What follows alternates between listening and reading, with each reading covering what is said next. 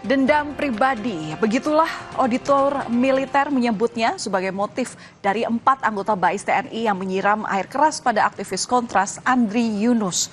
Motif yang terdengar sederhana tapi mengganjal, mengingat para pelaku dan korban tidak pernah bertemu, apalagi saling mengenal. Banyak pihak kini menuntut transparansi penuh melalui peradilan umum yang bisa dipantau publik. Dan berikut catatan Kompas TV, kasus Andri Yunus ujian bagi pemerintahan Prabowo.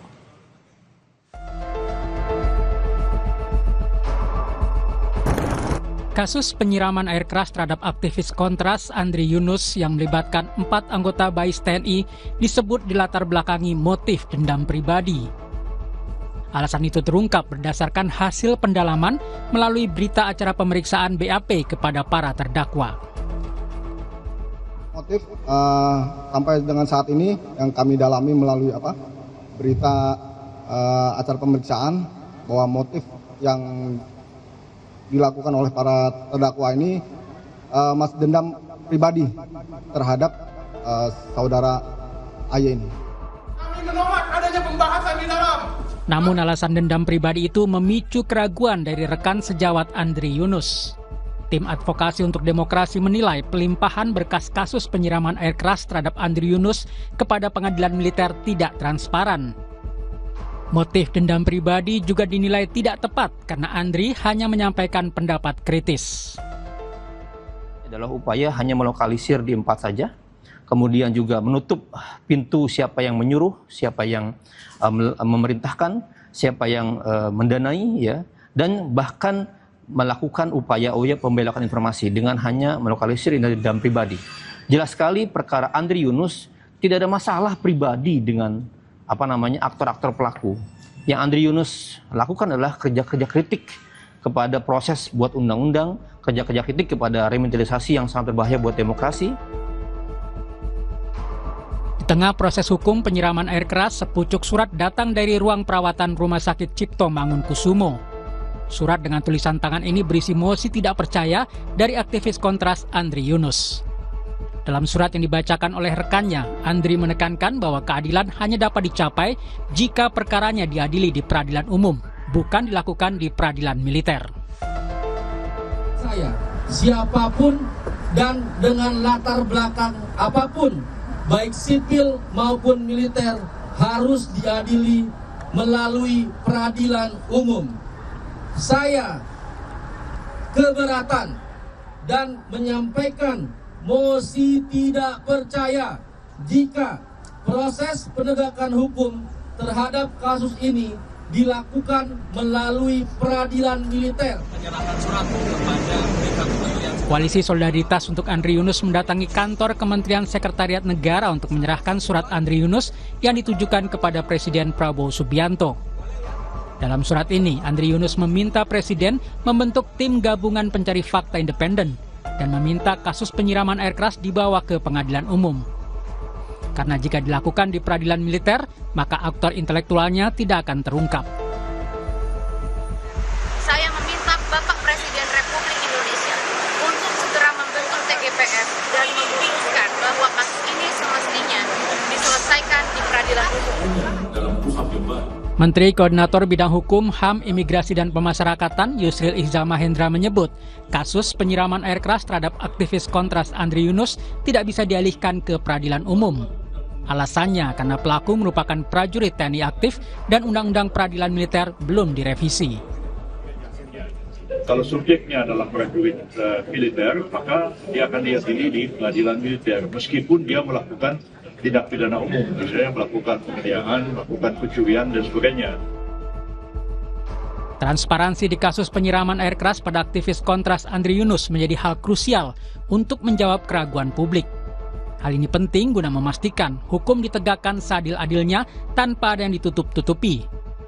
Demi menjamin rasa aman bagi para pencari keadilan sekaligus mencegah jatuhnya korban di masa depan. Tim Liputan Kompas TV.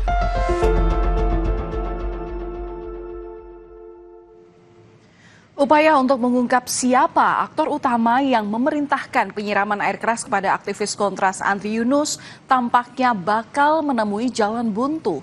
Motif tindakan kekerasan yang dilakukan oleh sejumlah prajurit Badan Intelijen Strategis atau BAIS TNI disebut hanya sebatas dendam pribadi.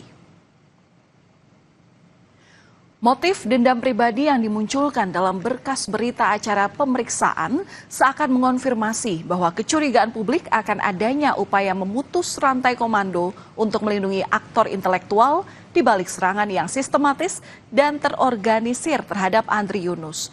Hal ini ditambah lagi dengan pengabaian hasil investigasi independen terhadap data dan rekaman yang dilakukan masyarakat sipil. Perintah Presiden Prabowo Subianto untuk mengungkap dalang utama kasus Andri Yunus masih terbatas sebagai lip service karena proses penyidikan hanya berhenti pada operator lapangan.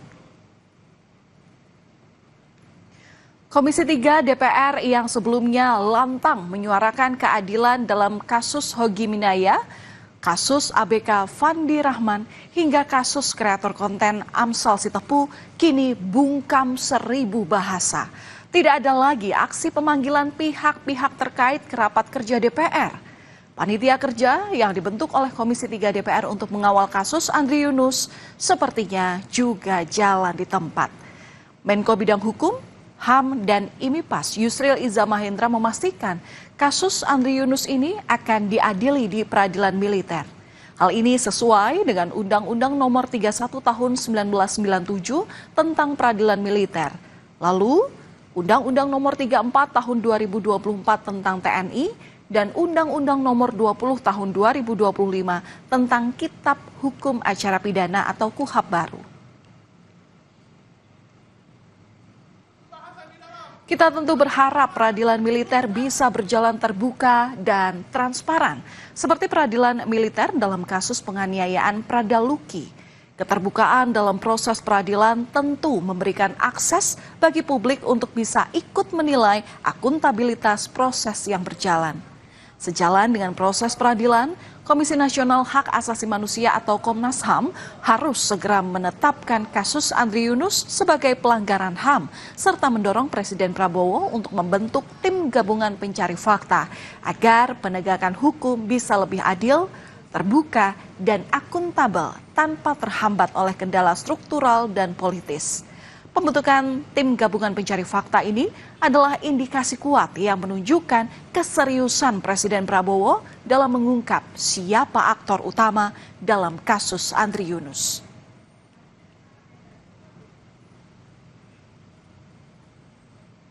Saudara, kasus penyiraman air keras kepada Andri Yunus bukanlah kasus kekerasan biasa. Kasus Andri Yunus adalah bentuk nyata pembungkaman aktivitas demokrasi di negeri ini. Dan disinilah komitmen negara diuji karena tidak sepatutnya negara merasa terancam oleh suara sipil. Kebebasan berpendapat tanpa rasa takut adalah hak dasar bagi setiap warga negara. Dan demikian catatan Kompas TV hari ini. Kita jumpa lagi pada pekan depan.